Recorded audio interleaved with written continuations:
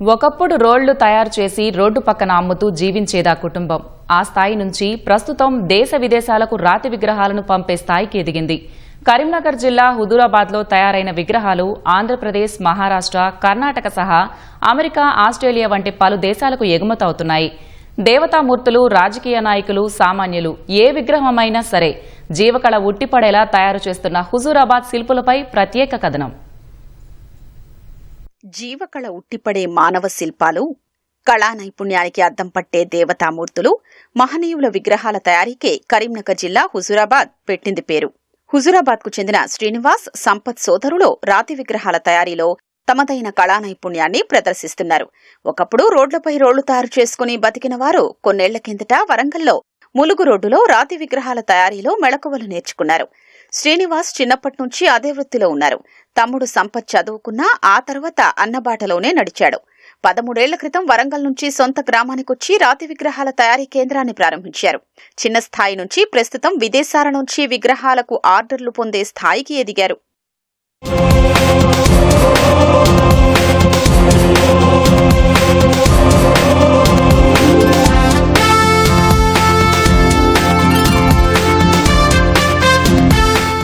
విగ్రహాల తయారీ కేంద్రంలో 1 అడుగు నుంచి 30 అడుగుల వరకు ఎలాంటి విగ్రహాలైనా తయారు చేస్తారు.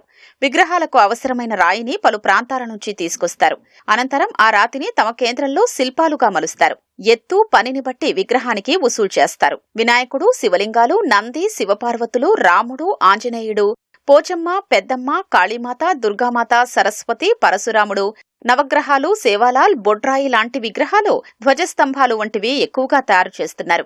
ఆదిలాబాద్ జిల్లా సాలెవాడలో 30 అడుగుల శివుని విగ్రహం, గంగాపురం దత్తక్షేత్రంలో సరస్వతి విగ్రహం లాంటివి తమ పనితనానికి గీటురాళ్లని శిల్పి శ్రీనివాస్ చెప్తున్నారు. రాయి విగ్రహం లైఫ్ యుగాల తరబడి డ్యామేజ్ అయ్యే సమస్య ఉండదు. ఒక్కసారి పెట్టినామంటే తరతరాలు యుగాలు చెప్పుకోవాల్సిందే. ఎందుకంటే దేవాలయాలు ఏ విధంగా ఉన్నాయి, ఇప్పుడు మనం చేసిన విగ్రహాలు కూడా అంతే. మనం ఉన్నా లేకపోయినా తర్వాత తరాలు చెప్పుకోబడతాయి. దీంట్లో కృష్ణశిల రాయి వచ్చి చిలకరూరుపేట, మాటూరు, ఉక్మలూరు, గుర్జపాడు, కోటప్పకొండ అనే క్వారీల నుండి రాయి తీసుకొచ్చి విగ్రహాలు తయారు చేయడం జరుగుతుంది.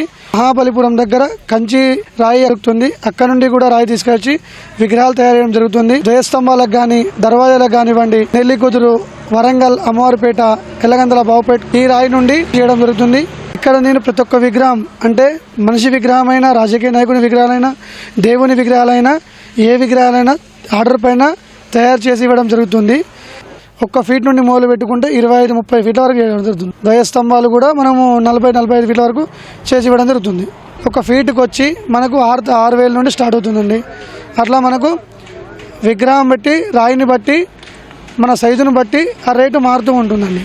ఆస్ట్రేలియాకి 1 బుద్ధుడు విగ్రహం పంపించాను, నెదర్లాండ్కి 1 గణపతి పంపించాను, సింగపూర్కి కూడా వివేకానందుడు పంపించాను.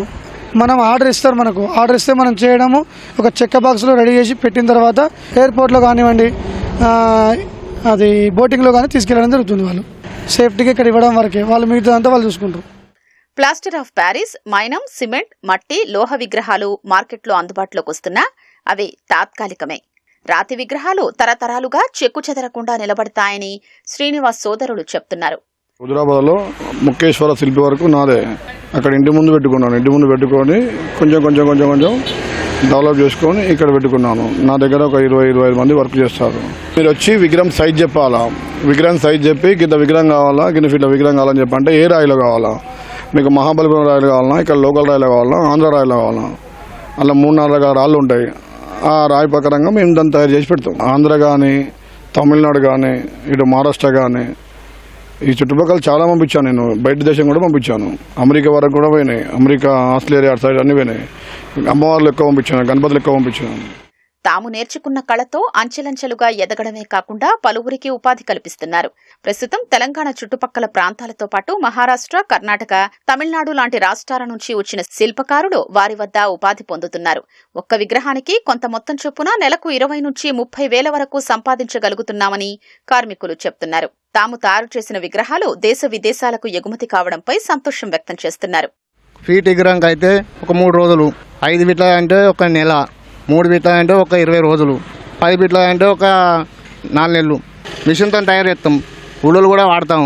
ఇప్పుడు మనకు ఒక నంది కావాలనుకో, నంది ఎంత ఫీట్లో కావాలన్నా అంత సైజు కట్ చేసుకుంటాం. తర్వాత మార్కింగ్ వేసుకుంటాం. మార్కింగ్ వేసుకున్న తర్వాత మనం దాన్ని కొట్టుకున్న తర్వాత డిజైనింగ్ వేస్తాం. డిజైనింగ్ తర్వాత పాలిష్ చేస్తాం. పాలిష్ తర్వాత లోడ్ చేస్తాం. లోడ్ చేసి అక్కడ మనం డెలివరీ ఇస్తాం. ఇక అక్కడ మనం ఒక పిల్లగాడు పోయి ఫిట్టింగ్ చేసి వస్తాడు. ఇప్పుడు మా కాడ ఉన్నాయి, ఇప్పుడు ప్రశాంతంగా అయితే 5-6 కలర్ రాయిలు ఉన్నాయి. గిరానైట్ రాయిలనే మేము విగ్రహాలు చేసేది మొత్తం. ఇక ఈ మామూలుగా అంటే మేము దర్వాజాలు గిరవాజాలు కొంచెం ఈ పీటల ఇక్కడ లోకల్ రాయిలు వాడుకుంటాం.